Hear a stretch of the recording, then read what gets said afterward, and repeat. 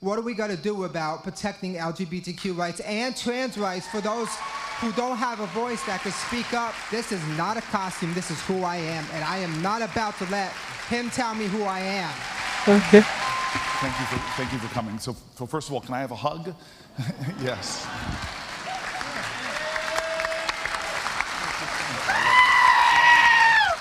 Hello everyone, I have a video from Charlie where he faces a confrontation from a particular student.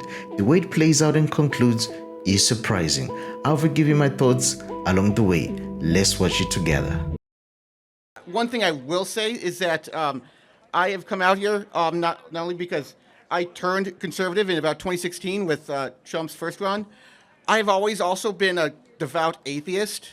And I've been proud in my beliefs with that. I find the the Bible, to be a very fictitious book. I find that it has a lot of contradictions that are not squared away by anybody that finds it, that reads it. So I just want to know one thing I want to get for you before we dive into that is how can we get more people of different faiths to come to the conservative movement instead of, because a lot of what I see of you is espousing on, you know, Christian virtues and to a lesser extent Jewish, but I think that there could be a lot more that we could do with ideas rather than the beliefs of religion. Let's start with the idea of atheism, if that's okay. Sure. I'm going to go through all of the arguments for God's existence. Okay. I want you to tell me if you've heard them before or if they are compelling. Okay. First is what's called the ontological argument for God, which ontos comes from the Greek. It's the Greek word for being. Sure. So the highest conception of human beings, we can only conceptualize that which is real.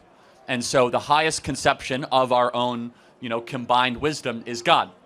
I think this is the weakest argument for God, to be perfectly honest. Right, I'll agree with you there, yeah. Yeah, but it is a proof that on an ontological view of God. The second of which is called the cosmological view of God, coming from the Greek word cosmos, which means all-encompassing creation. Sure. If you look around with creation, there are 15 fine-tuned measurements that if anyone went off by a micron, our entire existence would not exist. The tilt of the Earth, our proximity to the sun, our configuration of oxygen to carbon dioxide.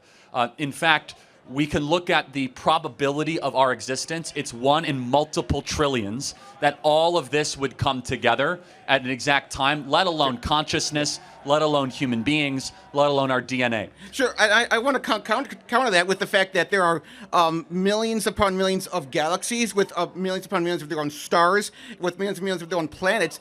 If we didn't, I don't think that if this Earth was not in this exact space as it exists now, I think that is also not compelling, because we would have found existence on in another location in the universe if it was not just in this space. I don't have enough faith to believe that, but let me continue onwards. Okay. Then there is what's called the teleological argument for God. That comes from the Greek word telos, which means, we get the word telescope. It means goal, destination, or purpose.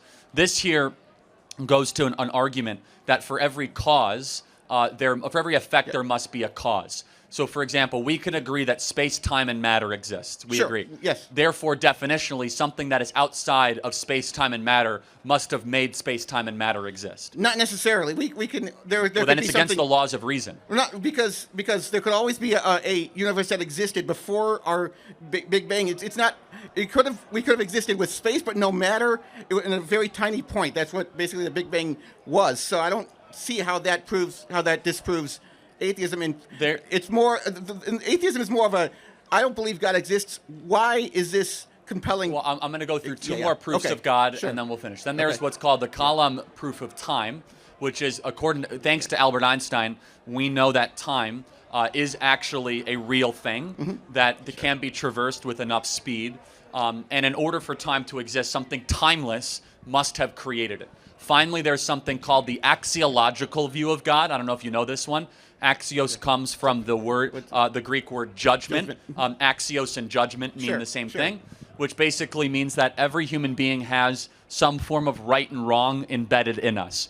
For example, when the Nuremberg trials were happening, the Nazis were not able to say, well, it was just the laws of the land. They actually appealed to a higher power, saying that every one of us had some good or evil within us. Firstly, I would like to say thank you, Charlie, for your tireless and unwavering dedication to fighting for the future of our youth and the future of our country. Thank you so much. Your hard work, your commitment, and the passion are truly inspiring. Yes, and we want to take a moment to acknowledge and appreciate the immense efforts that you put each and every day. Thank you so much. Well, in a time when young people are constantly being influenced by various forces, some of which seeks to distort values and weaken the principles that have helped to build a country, you have stepped forward as a strong advocate for conservative ideas, for the truth, and for the empowerment of our youth. Okay, so that doesn't. I mean, that kind of disproves, right? I mean, if the Nazis were able to point to something outside of themselves and say, hey, this is the reason why we're doing this crap. They didn't. No, the point is the Nazis didn't. Is that the people doing the trial did. Meaning the Nazis were not able to excuse that. Okay. So out of all those proofs of God, what if any of them are persuasive to you? None. None. Okay. So then what, if you look at a human being and you look at the improbability of our, how we are put together, do you believe that we are largely an accident of multi-billions of years of evolution? Yes. How do we know? How do we not know that how do we know that there isn't something that's identical to us on another, planet somewhere that we haven't encountered yet?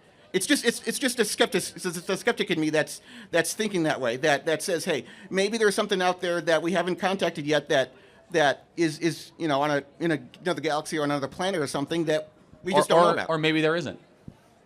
Okay. So the improbability, though, of our existence and the Earth and oxygen and carbon and nitrogen and all of it together, you don't marvel at a human being being able to heal itself when it's cut or grow to a... No, because we're not the only beings on Earth that can do that. There's a lot of people... Well, we are the only ones that can reason, though.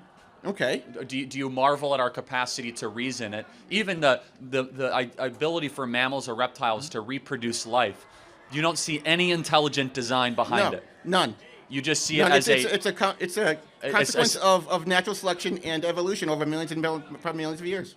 By publicly acknowledging and living out our faith, we show the world that we are committed to something greater than personal success or self-interest.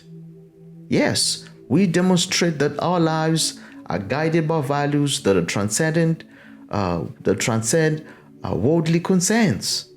This acknowledgement, ladies and gentlemen, also brings us into alignment with the Creator's purpose for our lives, which is love, to serve, to uplift others, salvation for humanity. The teachings of Jesus emphasize the importance of living a life of humility, kindness, and selflessness. So we both have faith. Okay. I would argue you have a lot more faith than I do. You have a lot more blind faith to believe that everything around you, love, joy, peace, sadness, is all just a construct of neurons firing in your brain. Yeah, pretty much, yeah. So do you believe that we are just limited to our five senses? No, I think even science has said that there can be like a sixth sense of... What is that sixth sense? Like a sixth sense that can be aware of what's surrounding the body. That, like, I can know that there's another person next to me, or there's a microphone in front of me. I can sense that. I don't need to have my eyes... Oh, I could be blind and I could still know that was there. I mean, I didn't need... I use more than five senses. Science has told us that for decades, that we have more than five What do you senses. think happens when you die? Nothing. Our electronic impulses just stop firing and Let me ask you nothingness. the most important question. Okay. Do you hope you're wrong? Not really. No, I mean, I've got this. You don't desire an afterlife. I consider this life as an atheist the more compelling than even when I was younger and when I was religious, because I think that this is the only life we have. We need to do with it what we can, the best that we can do it, and it's, like I said, it's just the one chance we got. We don't have an afterlife. We don't have anything after that. So our goal is to become the best people that we can possibly be in that one chance that we get. Okay, I will be stunned. So you hope that there's no eternal judgment and you never see your loved ones after you die? No, not really. I hope you all internalize just how dark that is, how sad that is. And it's fine. I'm not trying to criticize you. We as Christians have hope that we are going to see our loved ones again, and that we will be in heaven, and that we will be in perfect peace, and that this is not it.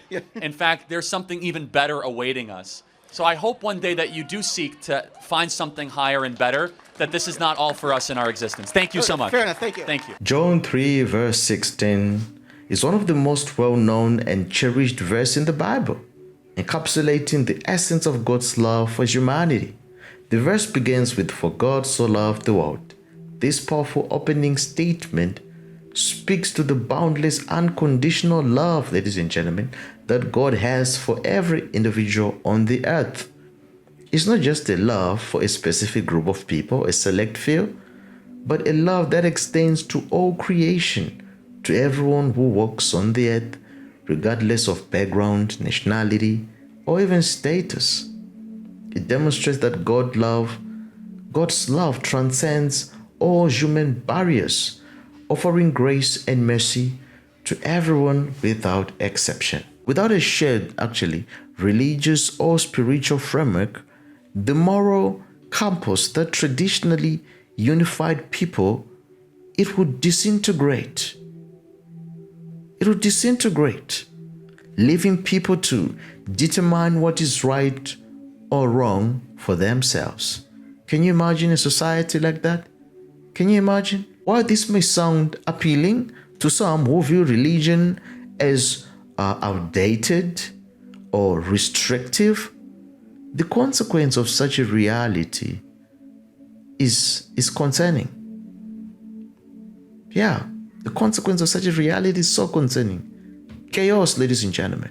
Ladies and gentlemen, in a society, individuals may become more consumed by their own feelings, whether anger, fear, or evil desires, rather than seeking clarity and wisdom that only logic and truth can provide. To sum up, the preaching of the gospel of Jesus Christ is an immensely positive and impactful act. It brings about personal transformation, spreads love, justice, hope, and truth. It aligns with God's commands, ladies and gentlemen. It offers eternal meaning, fills those who hear it with deep joy. Ultimately, it's the most precious gift humanity can receive, creating lasting change in both individuals and communities, reflecting God's heart and His purpose for the world, ladies and gentlemen. So, if you enjoyed this video, be sure to click on the next one. Don't forget to like, to comment, and to subscribe. I'll see you again next time. Bye bye for now.